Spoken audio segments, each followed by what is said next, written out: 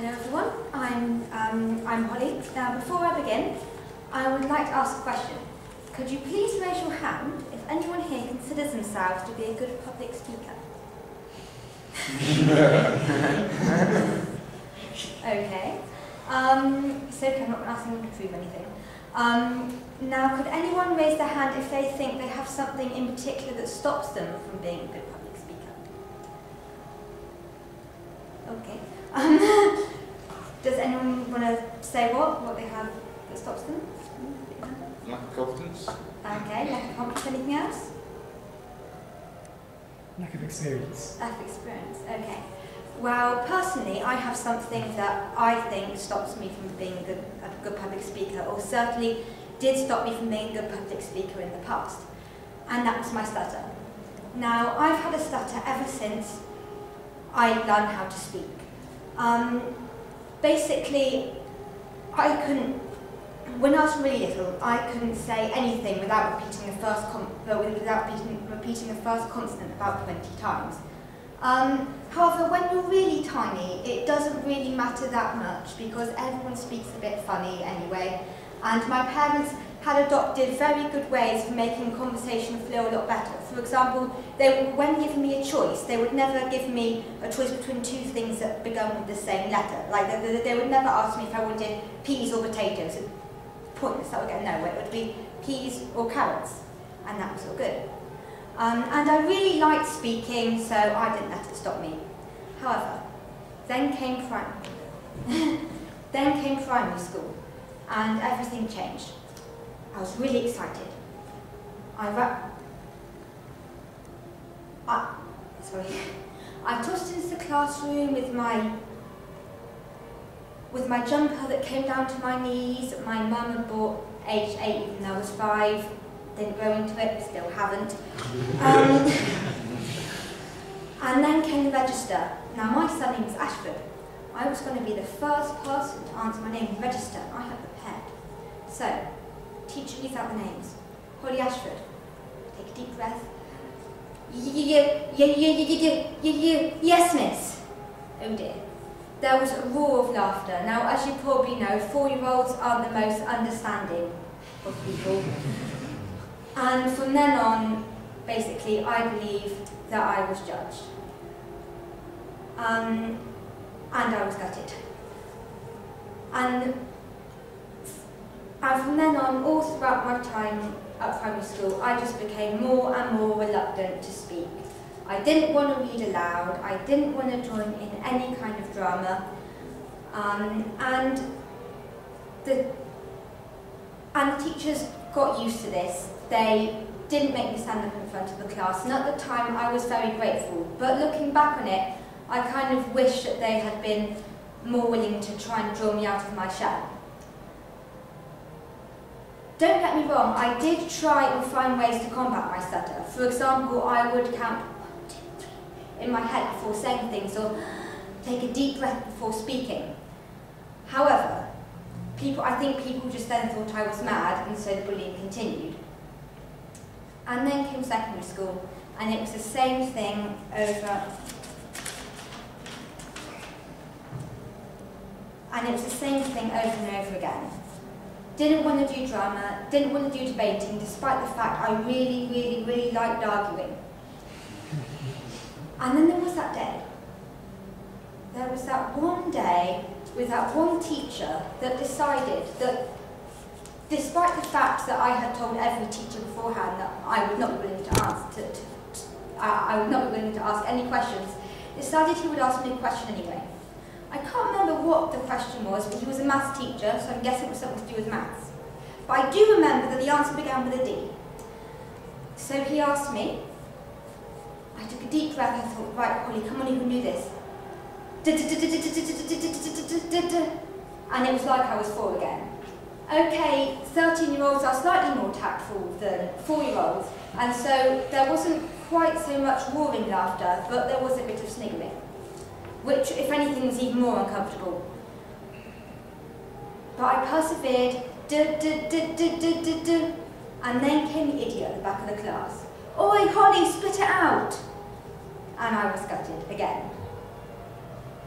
But this time I thought, I'm not going to let this stutter ruin my life. I'm not going to let it stop me from speaking out. I'm definitely not going to I'm definitely not going to let it stop me from being a good communicator. So I turned around very calmly, looked him in the eye, and went, fa fa fa fa fa fa fa fa fa, and then came a roar of laughter. And from then on, true story. And from then on, despite the fact that I will always stutter, I became more involved in debating, more involved in drama, and I even managed to win a few debates. Admittedly, it did take me 3 times the amount of time to put forward my argument, and I think some of the debates I won was purely because people just got so frustrated and gave up. But I still won, still was all good. And so I think the message really is that lots of people have things that they believe stop them from being a public speaker. I mean, like you said, confidence and lack of experience. But I don't think that there is any barrier that is too big that can't be broken. And yes, my stutter does stop me from sometimes speaking as smoothly as I would like to, and it probably will stop me from becoming public speaking champion of the world. But what it won't stop me from doing is it won't stop me from being able to get my point across and being a good communicator, and it definitely won't stop me from being a good public speaker. Which is the reason that when I started University of Bristol and at Freshers' Fair, I was confronted with something like 264 different societies. I had the Cheese Society, the Zombie Slaying Society. I decided that I would go with the Public Speaking Society, and I would urge anyone to do the same. That is the end of my speech. Thank you for listening. Are there any questions? No? You don't really... I'm not guessing you're a stutter, basically. What do you attribute that to?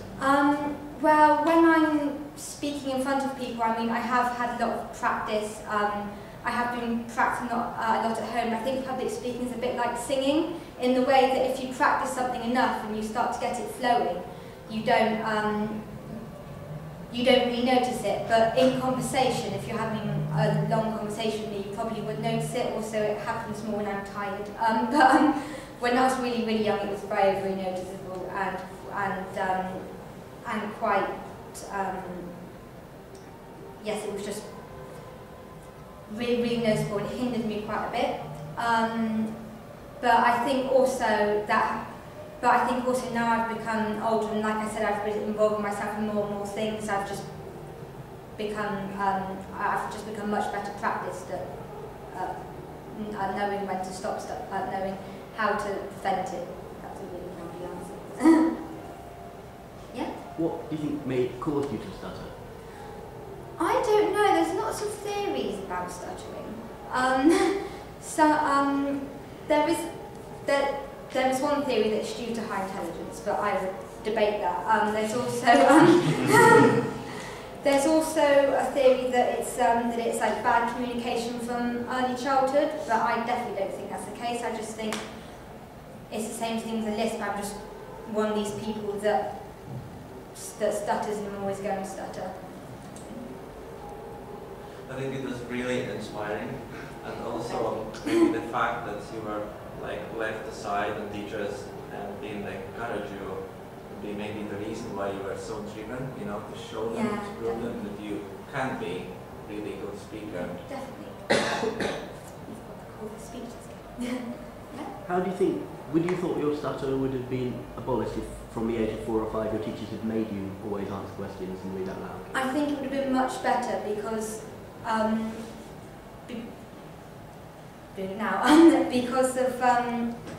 because as I said earlier, the only way you can really combat it is like just constant practicing and constant just getting up there and speaking. And definitely as I've become older, I have become more extroverted, and therefore I have definitely been able to combat it. And I certainly think that if my teachers had in a way been more mean when I was younger and made me speak, I certainly think that that from a younger age I would have been able to be much,